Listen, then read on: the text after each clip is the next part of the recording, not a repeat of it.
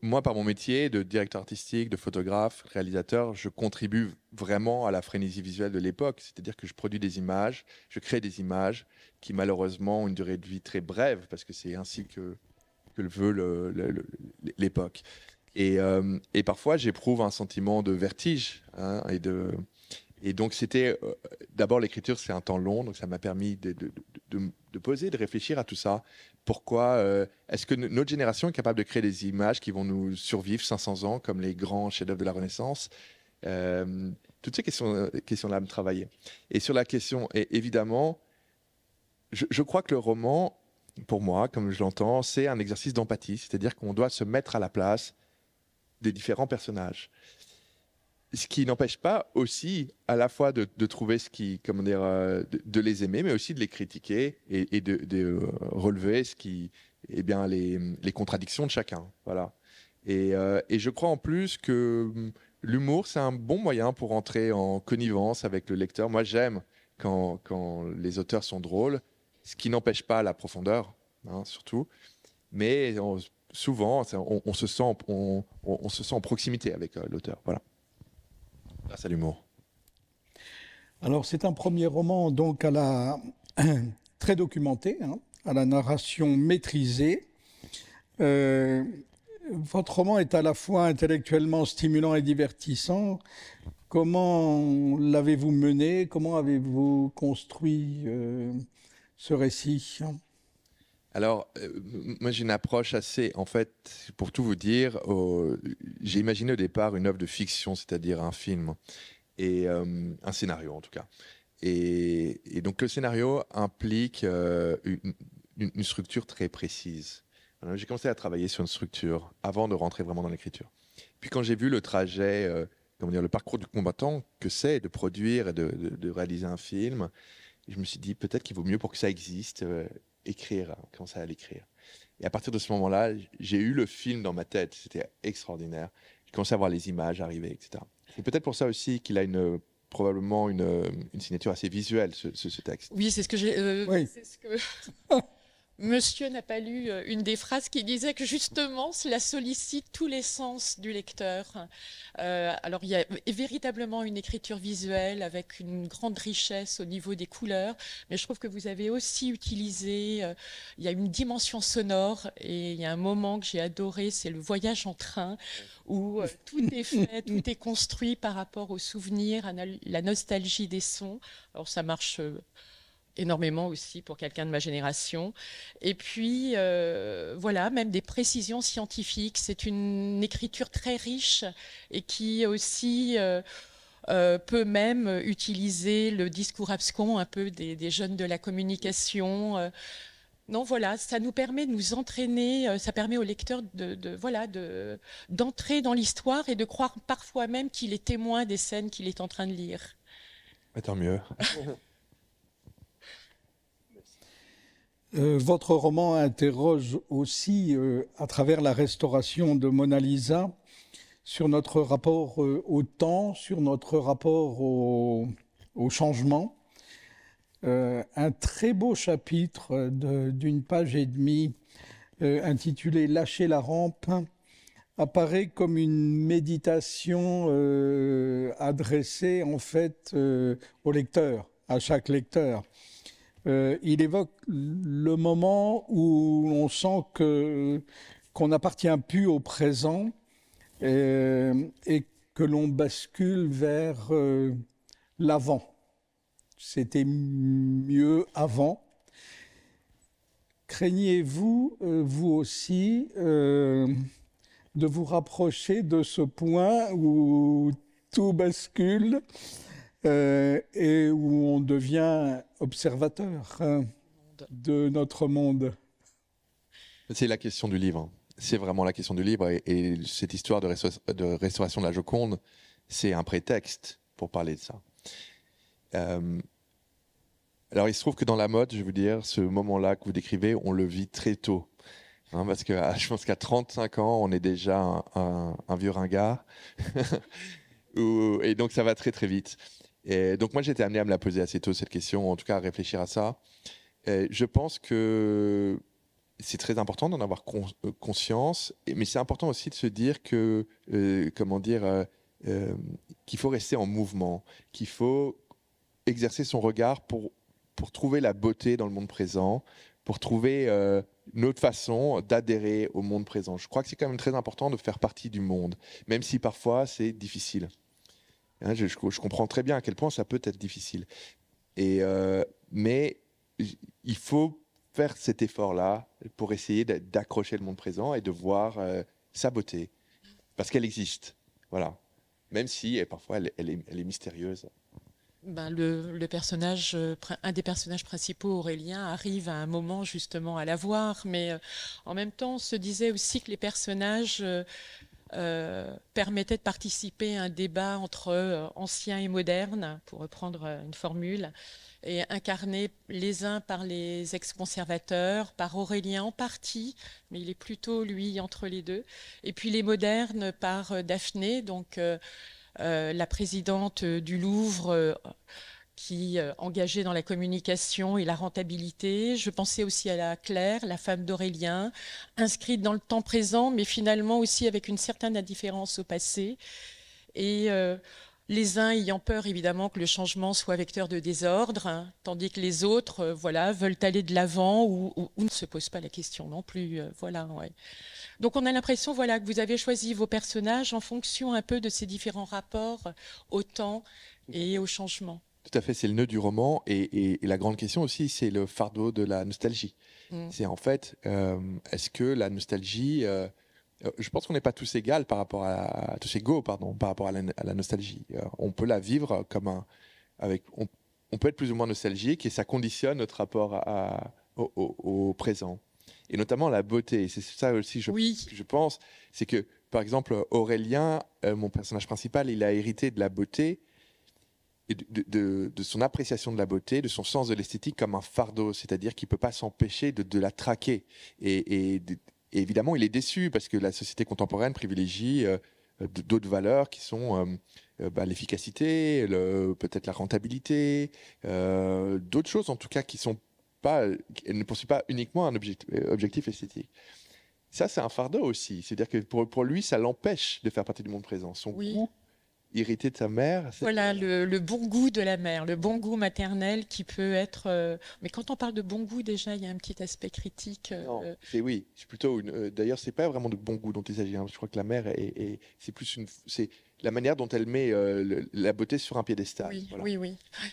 Et oui, parce qu'il fallait éviter cette histoire du bon goût.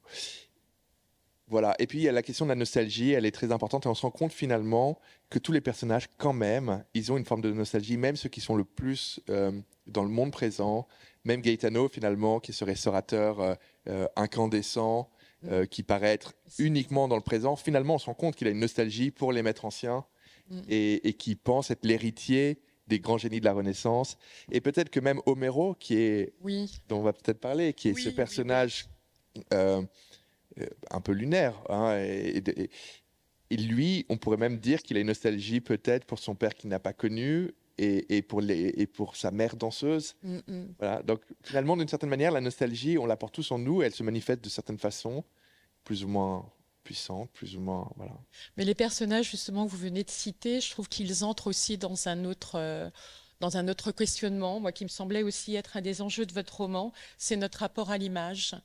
Alors à la fois par rapport à l'œuvre d'art, comme la Joconde qui traverse le temps, vous faites à la fois la satire d'un public qui ne sait pas regarder, qui utilise l'image pour faire des selfies, qui va devant la Joconde en groupe et finalement est satisfait lorsque il arrive à prendre la photo de très loin. Je l'ai vu d'ailleurs dernièrement, parce que j'étais au Louvre. Et c'est vrai qu'on n'en approche pas de la Joconde, elle est devenue invisible. Et je trouve que justement, vos personnages aussi expriment chacun un rapport particulier à l'image, à la fois intellectuel, parfois donc simplement utilitaire, et puis donc ces personnages tels que Homero, tels que Gaetano. Homero qui est naïf, qui a une étude sensible, qui a une véritable expérience, voilà, avec l'œuvre. Et Gaetano, moi que j'ai adoré, je pense. C'est un personnage absolument séduisant, à la fois faussaire, à la fois mystérieux. Je trouve que voilà, c'est le personnage de restaurateur qui est très romanesque et qui justement donne un peu de lui aussi pour faire vivre cette œuvre. Je trouve que c'est un très très beau personnage. Alors, c'est en fait Homero, Aurélien et Gaetano, ce sont trois visions de notre rapport aux images. C'est-à-dire que Aurélien, le conservateur, il va vers l'art avec ses connaissances académiques. C'est un intellectuel, il réfléchit la peinture. Excusez-moi, mais je trouve qu'il a quand même de la passion. Oui, il a de la passion. Quand il en parle, il s'est passionné et intéressé. Mais c'est oui, très intéressant. Mais disons que c'est ce qui préside. Oui. Gaetano, lui, il a un rapport charnel, organique, c'est-à-dire qu'il touche les œuvres, il sent la peinture, il fait l'amour devant. Il y a quelque chose comme ça organique et du corps. D'ailleurs, en fait, c'est quand même l'expression d'un geste. Enfin, voilà, la restauration, c'est ça. Et puis Homero, et c'est encore une troisième relation à l'œuvre, c'est la relation de l'élan du cœur, l'élan intuitif, vital. Voilà. Et pour lui, pour éprouver les œuvres, pour les aimer, il a besoin de rentrer. C'est presque une relation amoureuse qu'il a avec elle et il danse avec elle. Voilà. Et en fait, c'était très important pour moi, à partir du moment où j'avais un personnage principal, Aurélien, de conservateur intellectuel, il me fallait ces différents contrepoints pour exprimer toutes les différences, tous les différents rapports qu'on peut avoir avec l'art. Parce que parfois on entend, vous savez, c'est une phrase d'Ernst Gombrich et de Léonard de Vinci qui dit « Plus on connaît, plus on aime, il faudrait connaître la peinture pour l'aimer. » Il faudrait connaître la peinture pour l'aimer, mais on peut aussi tomber en arrêt devant une œuvre qu'on ne connaît pas, juste parce que tout d'un coup, elle nous parle d'une façon irrationnelle. Et ça doit exister, ça devait exister aussi dans mon histoire. Oui. En tout cas, ça semble être une sorte, malgré tout, de plaidoyer pour un contact direct avec l'œuvre, sans véritablement de bagage, pas toujours en tout cas. Mais oui, pas toujours. Je pense que ça peut être utile. Mais en tout cas, voilà, ce rapport, ce plaisir à exister, voilà, avec l'œuvre. Avant une courte lecture pour terminer l'interview, une question brève à réponse brève. Est-on légitime pour restaurer une œuvre d'art qui appartient à tous? Vous parlez de qui? Qui est légitime pour faire ça?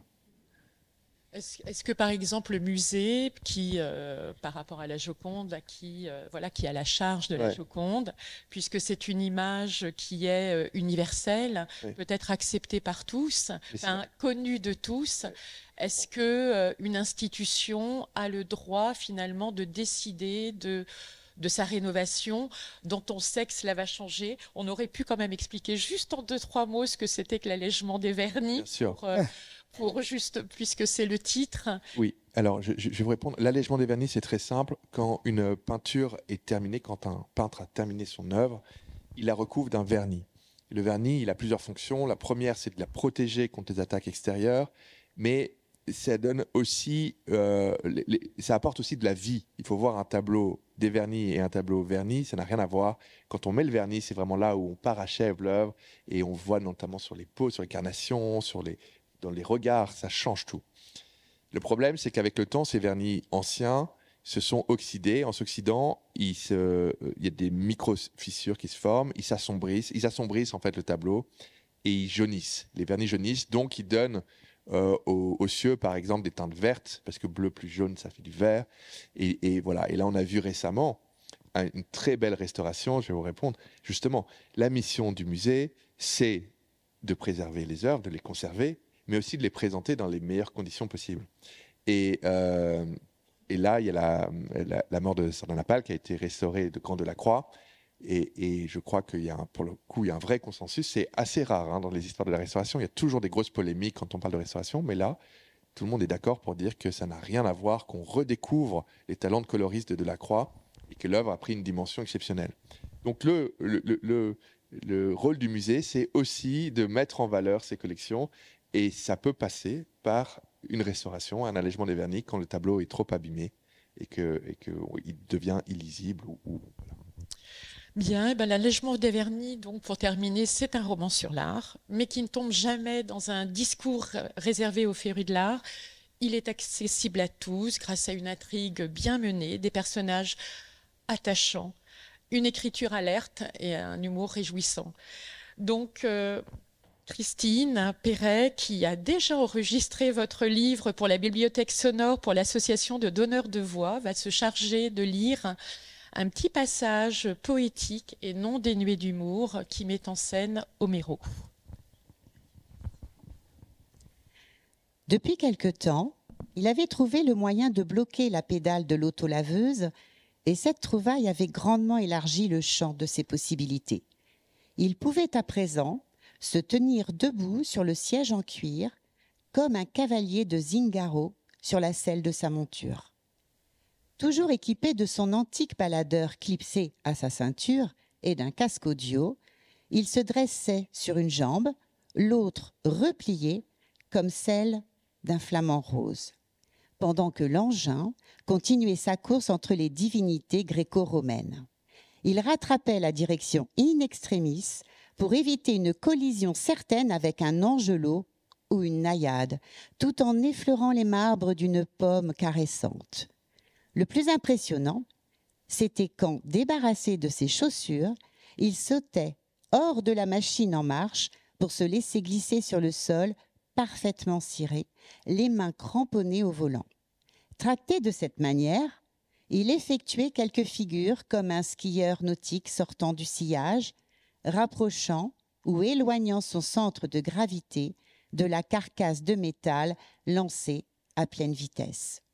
Puis, libérant une main, il adressait aux statues des gestes courroucés ou amicaux en fonction de ses interlocuteurs.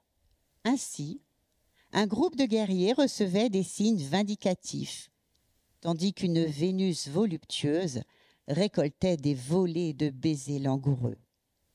Parfois, en prenant appui sur ses avant-bras, il bondissait par-dessus le siège de la comaque, jambes jointes, étendues, pour se retrouver de l'autre côté, tel un gymnaste qui survole son cheval d'arçon. Cela donnait à la scène des allures de corrida, où l'autolaveuse serait un taureau buté et Homéro son matador intrépide. Hélène en tremblait d'inquiétude, les cascades de plus en plus périlleuses avaient raison de ses nerfs, mais la grâce avec laquelle elles étaient effectuées lui arrachait des exclamations à voix haute, des « oh » d'allégresse et des « oh » d'étonnement.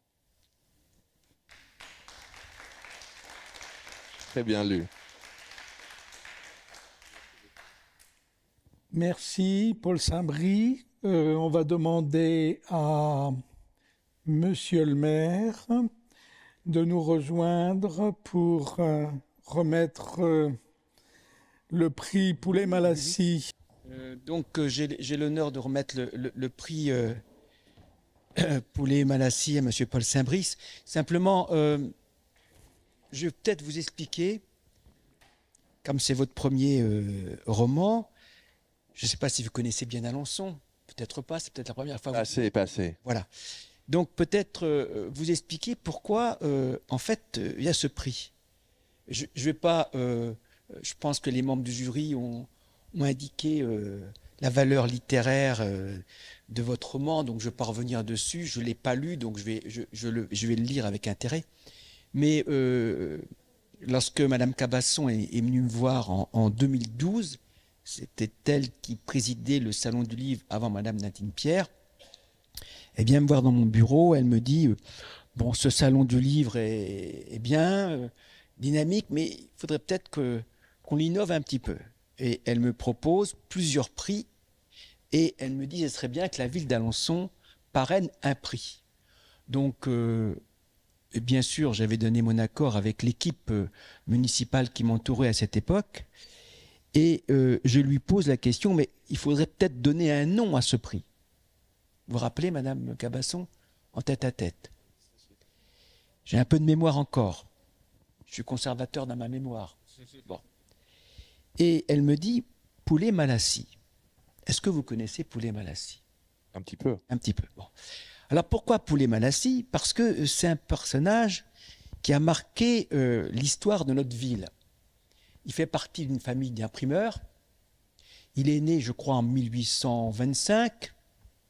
Et il fait des études brillantes ici, dans ce qu'on appelait le lycée des Jésuites, qui, à la Révolution française, s'est transformé en bibliothèque.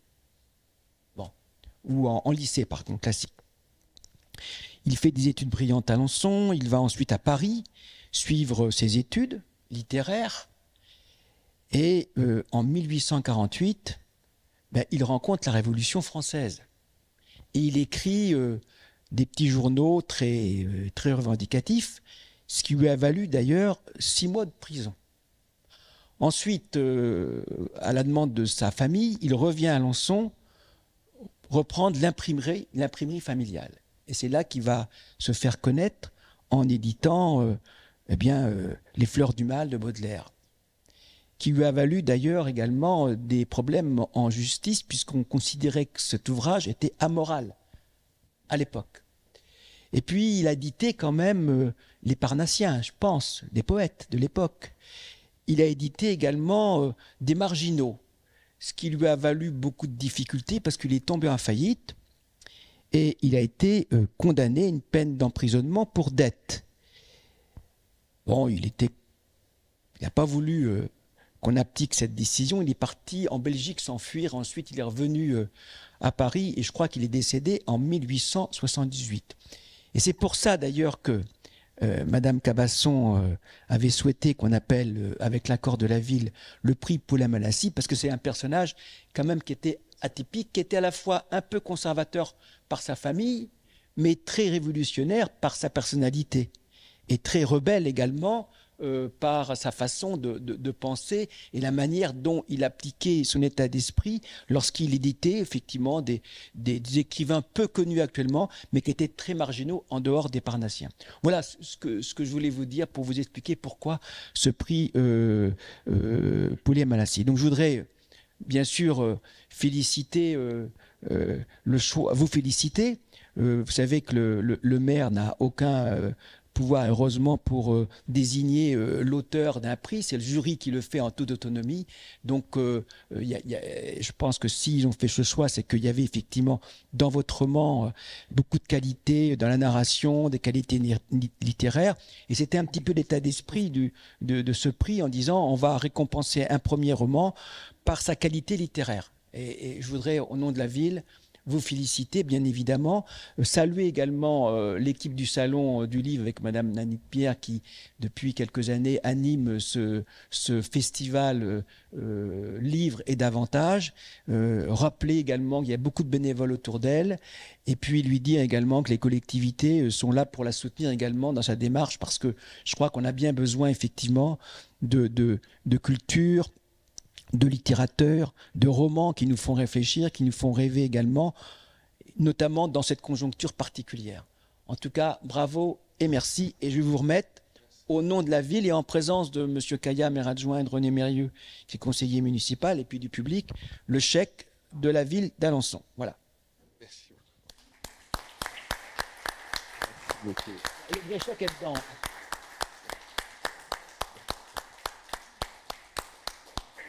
Merci beaucoup. Je suis très touché. J'ai un petit mot. Est-ce que j'ai l'occasion de le dire pour vous? Alors, je vous le rends.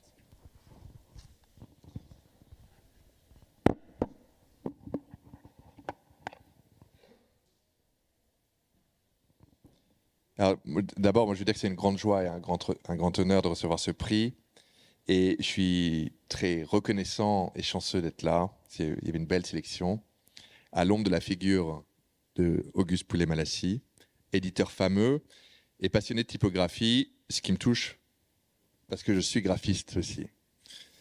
Alors, ces prix, ça me donne une occasion rêvée de parler de 2 personnes particulièrement importantes pour moi. Très rapidement, je vais être rapide. Je veux parler de ma grand-mère et de mon éditeur. Ma grand-mère, Agnès Saint-Brice, que j'appelais BM pour bonne maman, est née MAM, une famille de libraires, d'imprimeurs et d'éditeurs, 3 métiers qu'exerçait Auguste Poulet-Malassis. BM, comme j'appelais, était une poète et une conteuse hors pair. Elle nous a transmis à nous, ses petits-enfants, sa passion pour les histoires. Mais surtout, elle nous a fait cadeau de sa confiance absolue en nos médiocres talents. C'est-à-dire qu'il suffisait qu'on joue un morceau sur le piano pour qu'elle nous demande si des ingénieurs du son avaient prévu de nous enregistrer. Et elle s'indignait franchement quand on lui répondait qu'aucune radio n'avait pensé à nous diffuser. Donc, cette confiance mise dans la création, si importante pour le créateur solitaire qui n'a aucune idée de ce que vaut son travail, c'est aussi ce que m'a apporté mon éditeur Philippe Ray. Quand j'ai envoyé mon texte, il venait de recevoir le Goncourt. Et des centaines de manuscrits arrivaient chaque jour sur son bureau, des manuscrits pour la plupart cornés et un peu vieux, d'auteurs qui avaient tout juste appris l'existence de sa petite maison d'édition indépendante avec le prix Goncourt. Alors nous nous sommes rencontrés dans un café et nous avons discuté des personnages de mon roman. Et on en a parlé comme s'ils existaient vraiment, ce qui était absolument merveilleux pour moi, de voir Homéro, Aurélien, Daphné trouver dans notre conversation une forme de réalité. J'avais une très haute estime de la relation auteur-éditeur. J'avais lu avec gourmandise les récits d'Echenoz et de Jérôme Toussaint et de Jean-Philippe Toussaint sur Jérôme Lindon, la correspondance de Proust et de Gallimard. J'avais eu vent des relations tumultueuses entre Baudelaire et Poulet-Malassis, et je craignais plus que tout d'être publié sans avoir un éditeur à qui parler, ou un éditeur fantôme, comme ça arrive parfois dans les grandes maisons. Et heureusement, ma relation avec Philippe a été à la hauteur de mes espérances. Philippe n'est pas un éditeur interventionniste. Il suggère plutôt qu'il n'impose, dans le cadre de discussions un peu informelles, comme ça, avec le tact et l'élégance qu'il caractérise. Je crois avoir appliqué la quasi-totalité de ses suggestions. Donc, ça veut dire que ça montre sa force de persuasion quand même. Et à la publication, je me suis rendu compte à quel point la maison était appréciée, pas seulement pour sa production, mais aussi pour les personnalités qui la composent et qui gravitent autour d'elle. Donc toute l'équipe qui entoure Philippe, Benoît, Mélanie, Marie, Thérèse-Marie, Marie-Laure. Cette merveilleuse équipe des éditions Philippe Ray qui ont tant fait pour mon livre et que je remercie aujourd'hui. Voilà, alors il peut y avoir des livres sans éditeur et des livres de grande qualité, mais le texte qui a été édité est enrichi de quelque chose d'absolument rare et précieux. Et ce quelque chose, c'est la confiance. La plus grande contribution d'un éditeur à un texte, au-delà de ses propositions et de ses corrections, c'est la confiance qu'il donne à son auteur. Alors, vive les éditeurs, vive Poulet-Malassis, vive Philippe Ray, vive BM, ma grand-mère, et merci pour ce prix qui me réjouit. Merci.